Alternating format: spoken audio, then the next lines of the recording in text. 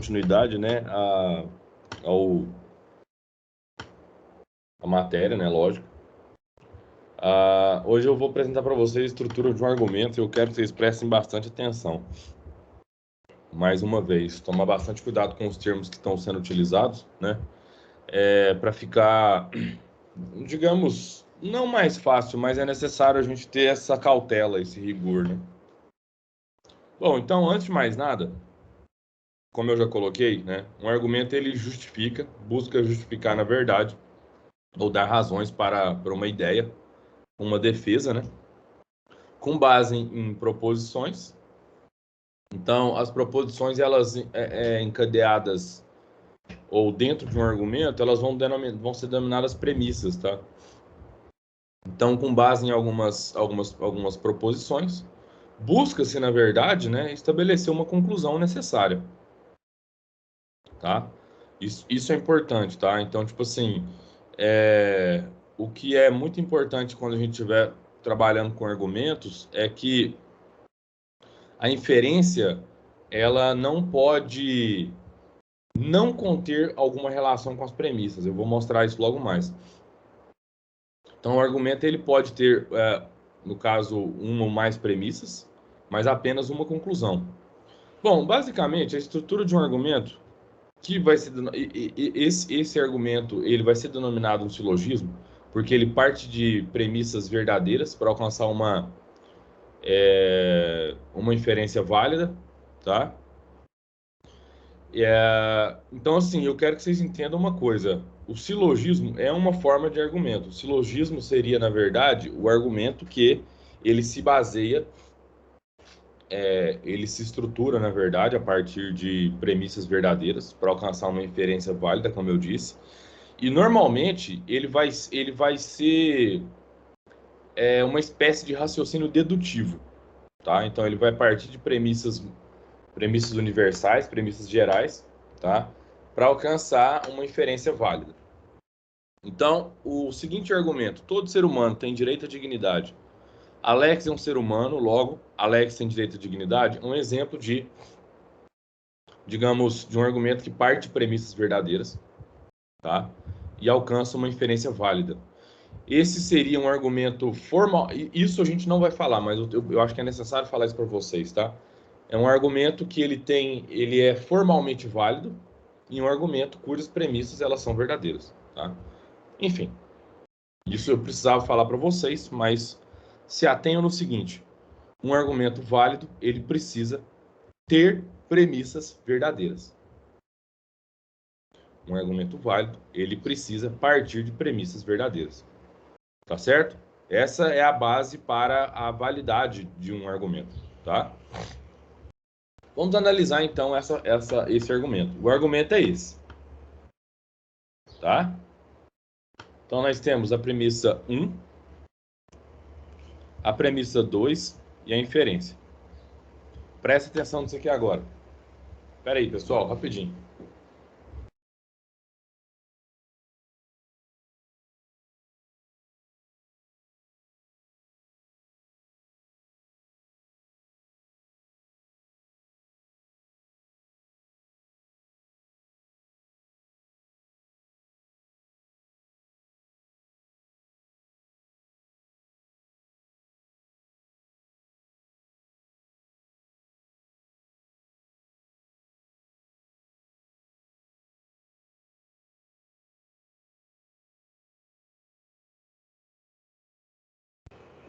Tá, vamos lá. Desculpa aí, é porque tem um trator aqui do lado fazendo uma limpeza num terreno. Aí eu tive que tirar umas roupas ali. Pessoal, então prestem bastante atenção numa coisa. Aqui em vermelho tem o sujeito dessa primeira premissa. O sujeito é humano. O sujeito é, entre aspas, um ser humano, tá? Então esse é o sujeito. A esse sujeito é estabelecido um predicado, ou diz algo, ou algo que pertence a todo o gênero humano, que é o conceito de dignidade. Tá certo? Então, é atribuído ao ser humano o direito à dignidade, que é a premissa. Então, a um sujeito é atribuído né, a ideia de dignidade. Essa primeira premissa, ela vai ser normalmente denominada, dentro de um silogismo, como a premissa maior ou a premissa universal. Então, a primeira premissa, normalmente, ela é uma premissa que atribui algo a um gênero. Eu estou falando gênero, digamos, é uma ideia maior, tá? Então, assim, a primeira premissa, ela vai ser, normalmente, ela vai atribuir, né, um predicado a um todo ou a uma parte. Logo mais eu também vou falar dos quantificadores, tá? Mas, antes de mais nada, nessa primeira premissa, denominada premissa universal, vai ser atribuída uma ideia geral. Hoje nós vamos fazer diferente. Eu não vou passar para a segunda explicação se vocês não entenderem. Então, vocês entenderam? Ficou claro isso que eu estou dizendo? Essa parte ficou. Alguém tem alguma dúvida nessa primeira parte? Ô, professor, Fala, Gustavo. igual a estrutura, se eu mudasse não teria problema, não? Você Tipo, fala mudar a premissa 1, a premissa 2 de lugar? não tem problema, não. Não. Na verdade, isso aqui é para ficar mais didático, entendeu?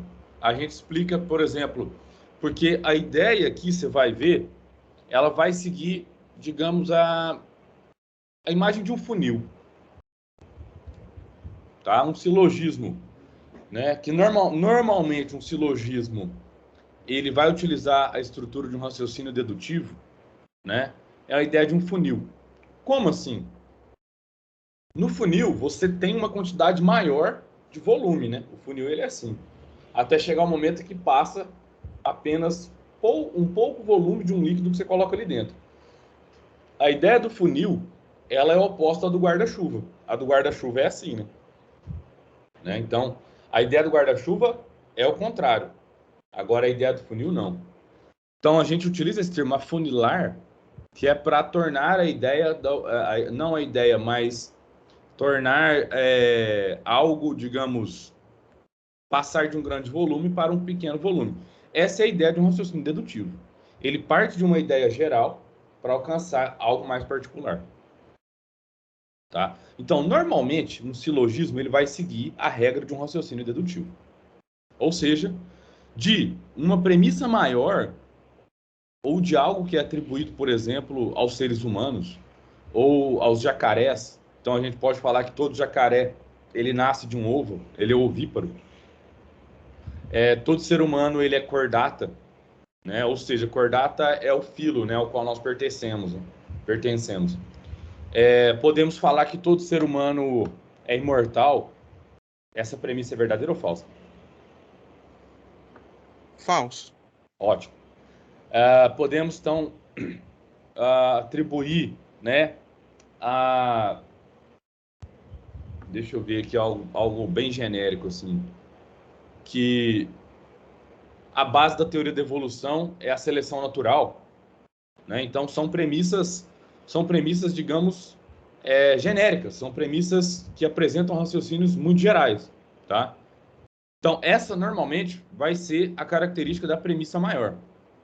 Como o Gustavo bem apontou, se eu mudar isso aqui, não vai mudar a estrutura não vai mudar, digamos, a validade do argumento. Porque o que nós estamos falando aqui é sobre a característica formal desse raciocínio.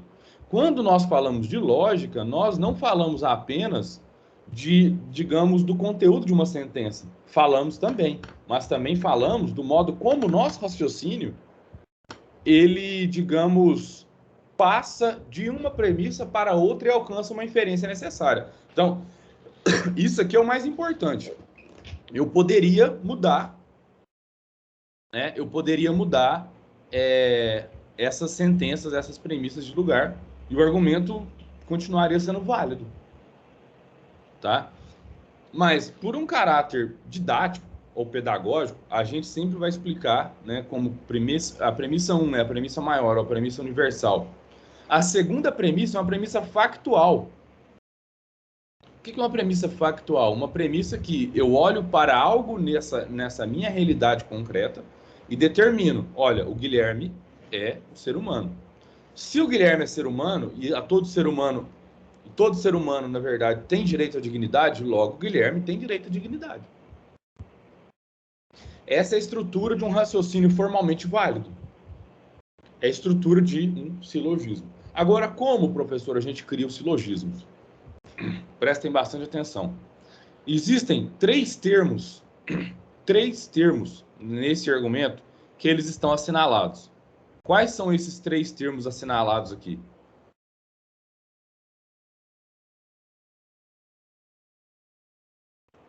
Dignidade, Alex e humano. Ótimo. Dignidade. A outra? Alex, você falou Alex. E o outro? Humano. Ótimo. Então, o que acontece? Um argumento silogístico, ele vai se pautar praticamente em três termos. O termo dignidade, ele recebe um nome, ele recebe uma designação. A gente vai ver isso logo mais. Mas ele seria o termo a partir do qual, digamos, se torna necessário a passagem do gênero humano para o gênero privado. Não o gênero privado, é o substantivo próprio. Então, o termo humano é um substantivo comum e o Alex é um substantivo privado. Não, particular. Ixi, gente, agora me complicou. É o substantivo próprio. Substantivo próprio. Então, humano seria um substantivo comum e Alex um substantivo próprio. Ou seja, próprio por quê? Porque é próprio de uma pessoa. Alex é um termo que vai definir um indivíduo do gênero humano. Tá? Então, o que acontece? O que é um silogismo? Um silogismo, na verdade, é atribuir uma ideia geral a um substantivo próprio. Estou falando com base nesse argumento, tá? Então, basicamente, olha só. Guilherme, troque para mim, por favor, o termo dignidade por algum outro termo que seja universal do gênero humano.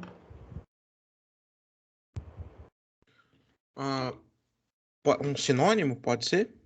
Pode ser um sinônimo, mas eu quero um outro termo, Guilherme, que dê a ideia de que todo ser humano é, logo, Alex também o será. É simples, algo bem simples. Todo ser humano? Então tem dois olhos, por exemplo. Ótimo. Ainda que a gente saiba que possa ter alguns que nascem, pode ter um e tal, mas vamos colocar que ter dois olhos seja algo necessário de toda espécie humana. Ótimo, beleza. Todo ser humano, então, tem dois olhos. Isabelle, você. Para mim falar a mesma coisa que o Guilherme, só que não todo ser humano é racional, logo Alex é racional. Isso, ótimo. Todo ser humano é racional. Vamos acreditar que isso seja verdade, né? Mas, enfim, todo ser humano é racional. Tá? Vamos lá. Rian, você, me dê um exemplo.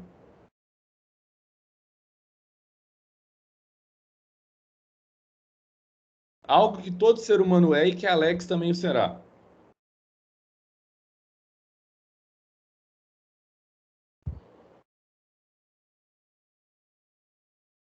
Rian?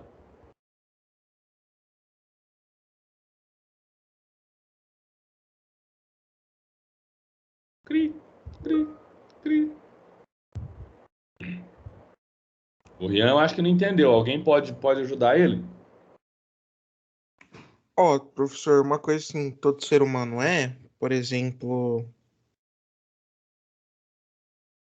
É que não tem muito mais coisa do que eu falar. Tem dois olhos, tem um nariz, uma boca, tem coração, tem dois rins, enfim. É que vocês estão utilizando o termo, vocês estão associando o termo ter ao termo, digamos, possuir.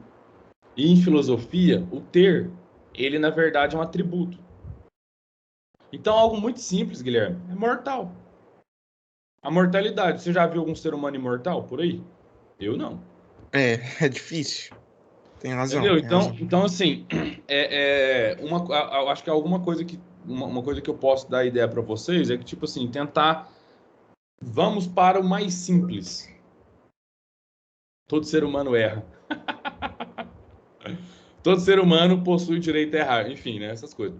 Então, o que acontece? Esse termo aqui, ó, que no caso, né,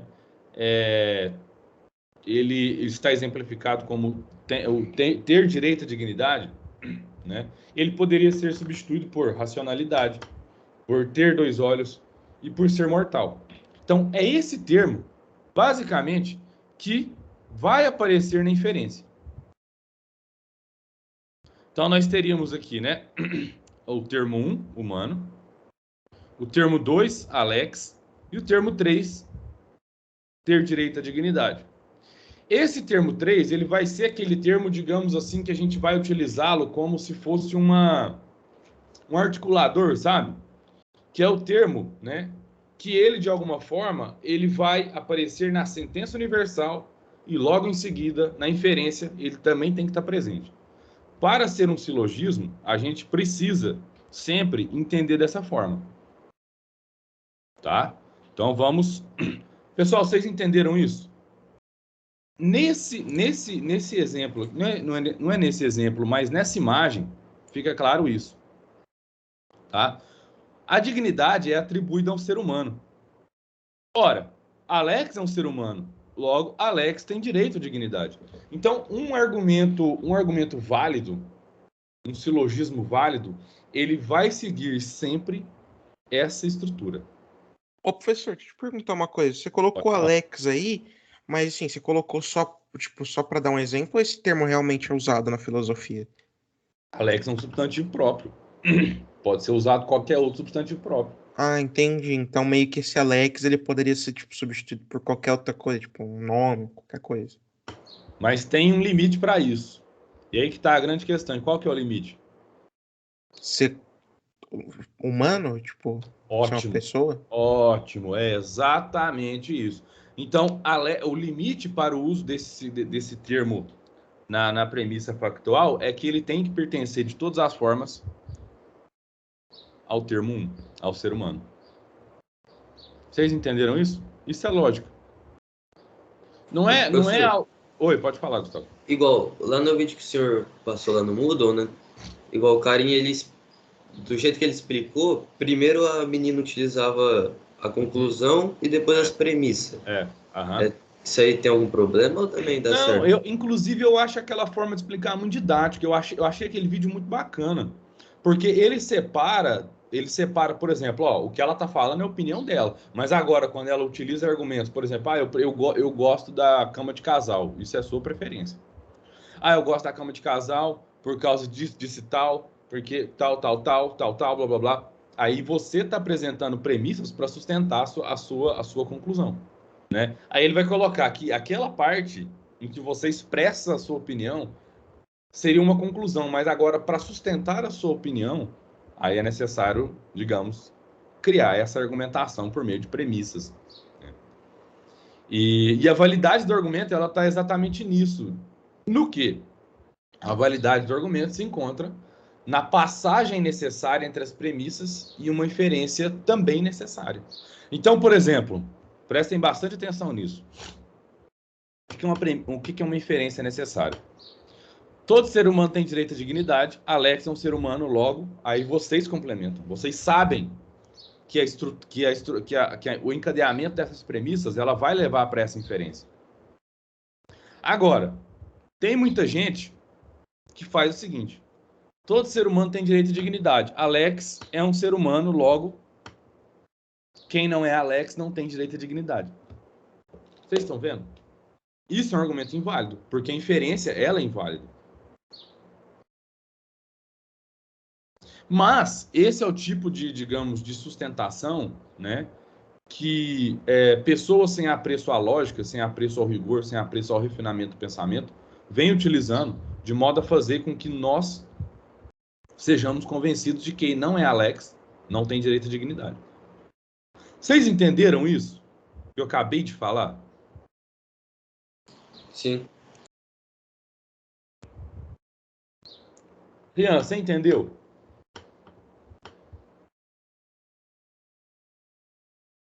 Poderia explicar de novo, porque eu não entendi. O que você não entendeu?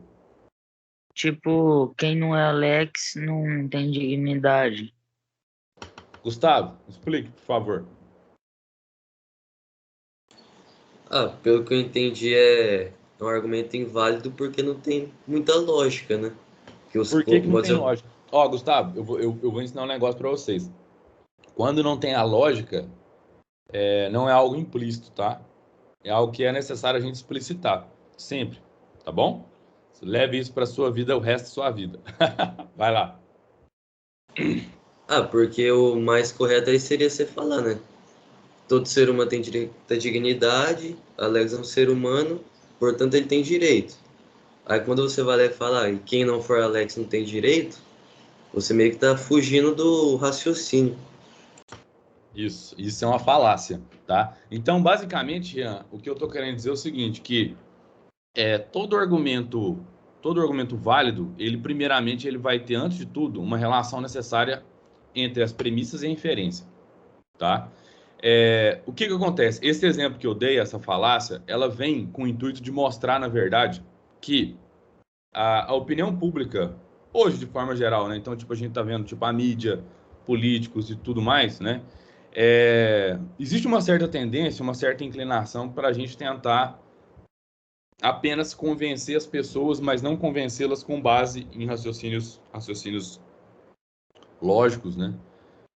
Então, assim, quando eu falo quem não for Alex não tem direito à dignidade, isso, na verdade, é um argumento inválido, porque, né, a estrutura desse silogismo está atribuindo que todo ser humano tem direito à dignidade. Mesmo quem não for Alex, também, se encaixado dentro do gênero humano, vai ter direito à dignidade. Mas o que acontece? Quando você fala quem não for Alex, você cria uma classe de exceção. E essa classe de exceção, ela acaba sendo, digamos, necessária para aqueles que defendem essa ideia, atribua apenas uma classe de pessoas, ou seja, Alex, o direito à dignidade. Então, no final das contas, o que eu estou querendo dizer aqui, tá? Essa é a falácia, se eu não me engano, da ladeira escorregadia, né? Então, você apresenta que exista um grupo de pessoas que não é Alex, e se você está atribuindo a Alex o fato de ser um ser humano, e a todo ser humano ter direito à dignidade, né? O que você está querendo dizer, na verdade, é que você está querendo criar uma classe de exceção. As pessoas, então, aquelas pessoas que não são Alex, elas não vão ter direito à dignidade. No final das contas, tá? Esse argumento que eu estou apresentando é uma falácia. E eu quero que vocês entendam que a falácia, né? Digamos, as falácias, de uma forma geral, elas não vão apresentar inferências necessárias. Elas vão sempre apresentar inferências que nada têm relação com as premissas abordadas. Você entendeu? Agora eu entendi. No final das contas, eu só dei esse exemplo para vocês entenderem que, tipo, esse é o tipo de argumentação que hoje a opinião pública vem utilizando. E a opinião pública dá argumentos nesse caso, né? O argumento é válido ou inválido? Lógico que é inválido, né? Porque toda e qualquer pessoa que esteja sob o gênero humano, ela vai ter o direito de dignidade. Porque, tipo assim, gente, para pensar no seguinte. Agora vamos analisar o conteúdo dessa sentença, né? Todo ser humano tem direito de dignidade. O que significa dizer isso? Que todo ser humano tem direito à dignidade.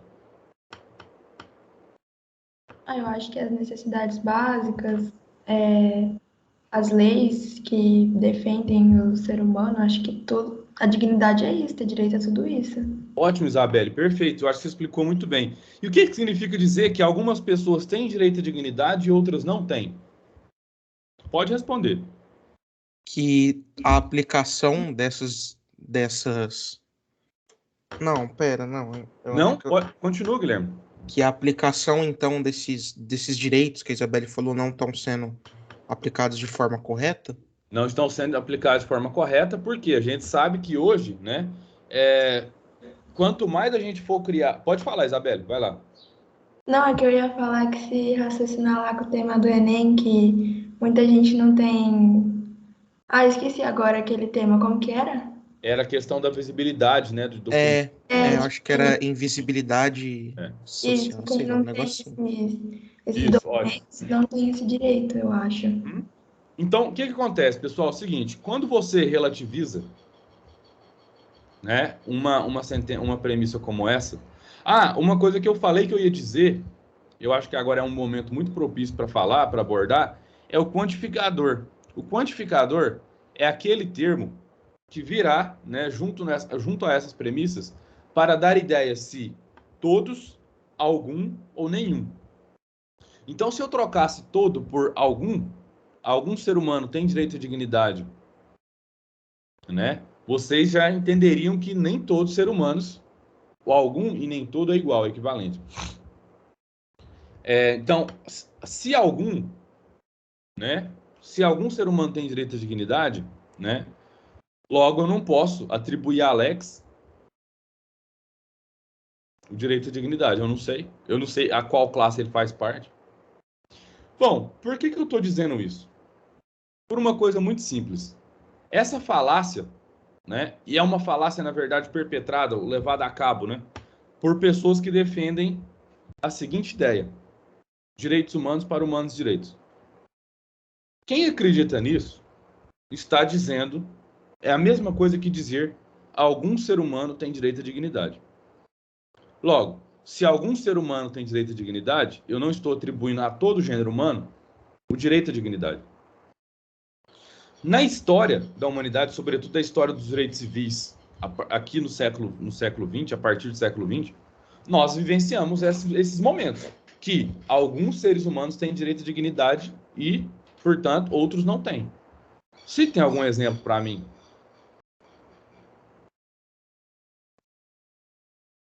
Mesmo que vocês achem, eu acho que eu estou errado, eu gostaria que vocês falassem. Qual foi o momento da história do século XX, história recente, em que os direitos fundamentais, os direitos à dignidade, eles foram relativizados a um pequeno grupo de pessoas? Por exemplo, na época da ditadura nazista, por exemplo. Ótimo, perfeito, Guilherme. Quem gostaria de endossar ou falar mais algum exemplo, porque o exemplo do Guilherme está correto. Aonde mais, pessoal?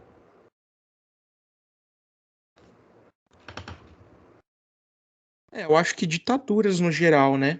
Ditaduras no geral, mas a gente sempre esquece de um lugar. Um lugar que a gente acha, né, que é um lugar, é um país que não teve essas coisas, né? Mas o regime do apartheid nos Estados Unidos e na África do Sul. Quem aqui sabe o que era o apartheid? Aqui no Brasil agora, né, Renan? Esse nome não é estranho, mas eu acho que a gente nunca viu isso. Aqui no Brasil, como política levada a cabo pelo Estado, não, mas nos Estados Unidos e na África do Sul, sim. O regime do apartheid. Não foi quando dividiu os negros e os brancos? Tipo assim, não podia ficar junto? Acho que era isso. Tem um filme muito bonito que eu aconselho que vocês vejam. Quem não viu, assista. Chama Histórias Cruzadas. Quem já viu esse filme?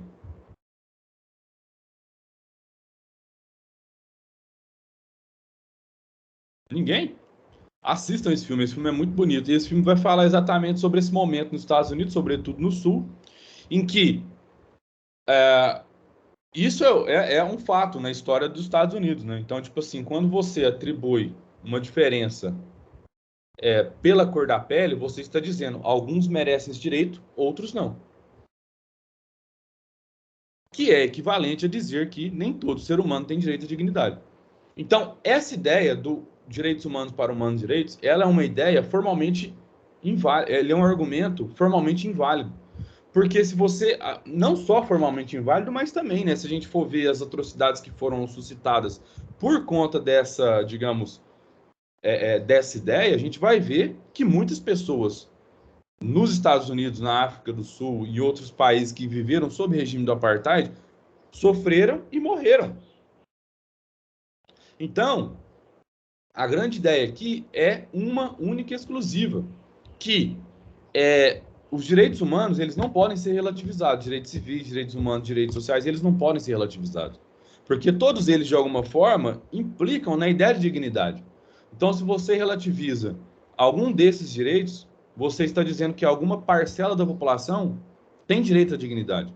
E se uma parcela da população apenas tem direito, se apenas uma parcela da população tem direito à dignidade, então você está, de alguma forma, concordando com os regimes nazistas e os regimes de apartheid nos Estados Unidos, na África do Sul e por aí vai. É isso. Isso que eu acabei de fazer com vocês é criar um argumento lógico. Vocês entenderam isso? Isso tudo por conta do quantificador. Se a gente modifica, né? Tipo, se a gente troca o todo por nem todo ou algum, que são termos equivalentes, então a gente está dando brecha para essa ideia. Então, lembrem-se, o argumento direitos humanos para humanos direitos é a mesma coisa que dizer nem todo ser humano ou alguns seres humanos têm direito à dignidade. Aí você fala assim, não, professor, mas eu não defendo o apartheid, eu só acho que os presos, por exemplo, né, pessoas que, por exemplo, cometeram crimes atrozes, né, atrocidades, eles merecem morrer. Você está apostando na mesma coisa, tá? Porque o direito, ele não é para apenas uma parcela da população. Eles são para todos os seres humanos. E se são para todos os seres humanos, o que o direito está colocando, na verdade, é que todos os seres humanos têm a mesma condição. E têm de usufruir da mesma, digamos, da mesma dignidade. Se a gente cria, né, uma exceção, a gente está permitindo sim criar. E essa, na verdade, é uma falácia, né? Uma falácia que eu denominei aqui, que é a falácia da ladeira escorregadia. Né? Que você, tipo, nem todo ser humano tem direito à dignidade. Ah, mas eu acho que apenas uma parcela tem. Então, você vai incorrendo nesses erros. Até chegar, por exemplo, na defesa escabrosa de que apenas os alemães tinham direito à dignidade, os judeus não, e por isso eles podem ser excluídos em campos de concentração. Então, assim, essa é a base do direito. Tá? É a base, principalmente dos direitos humanos, dos direitos civis e dos direitos sociais. E o que eu acho engraçado é que, tipo assim, essa ideia de que esses direitos humanos eles são restritos apenas à parcela da população denominada cidadãos de bem, né? É uma ideia em si fascista. É uma ideia, digamos, de verdade, uma ideia que ela arrebanha esse pensamento fascista de que uma parcela da população tem direito à dignidade e as outras não têm. Aí eu te pergunto, qual é essa parcela? São os presos? São os pobres? São os pretos? São as mulheres? A gente tem que tomar bastante cuidado com essa falácia. Tá? Então, qual é o interesse de estudo para a filosofia? A argumentação é o coração da filosofia. E assim, em filosofia a gente tem a liberdade de defender as nossas ideias, mas a gente tem que sustentar as nossas ideias com bons argumentos. E é claro, também temos de aceitar discutir os nossos argumentos. Então, assim, no final das contas, a argumentação é o cerne da filosofia. Tá? Então, a lógica ela é importante para a gente, primeiro, ajudar a distinguir argumentos válidos de argumentos inválidos. Vai nos permitir compreender por qual razão uns são válidos e outros não são válidos. E nos ensina a argumentar corretamente. E isso é fundamental para a filosofia. Como a gente viu a aula passada, né, existe uma falha nesse argumento, e vocês já apontaram. Então, o rapaz, ele pode ter se tornado órfão porque ele matou a mãe. Tá? Então, assim, o que a gente tem que ver é que vai existir, eu acho melhor a gente terminar por aqui, porque a gente vai ver exemplos de argumentação, tá? Daqui para frente, tá? A gente vai ver a distinção entre a dedução e indução. Mas só para vocês verem, né? Por exemplo, um argumento com uma premissa só. Todos os portugueses são europeus. Logo, alguns europeus são portugueses. Muito simples, né? É muito simples isso. Exemplo 2. O João e o José são alunos do 11º ano. Ou poderia falar assim, Isabela e o Rian são alunos do 1º ano do ensino médio técnico integrado à mecatrônica. Né? Logo, o João é aluno do 11º ano. Tá? Então, assim, A ideia aqui é, na verdade, tipo um argumento com uma premissa, um argumento muito simples, tá? Um argumento muito simples.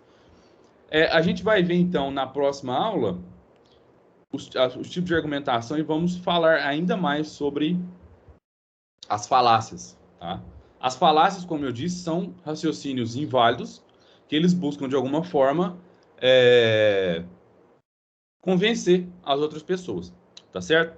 A gente tem um tempinho aqui ainda. Eu gostaria de saber se vocês têm alguma dúvida. Se gostaram de perguntar alguma coisa sobre o que a gente viu agora.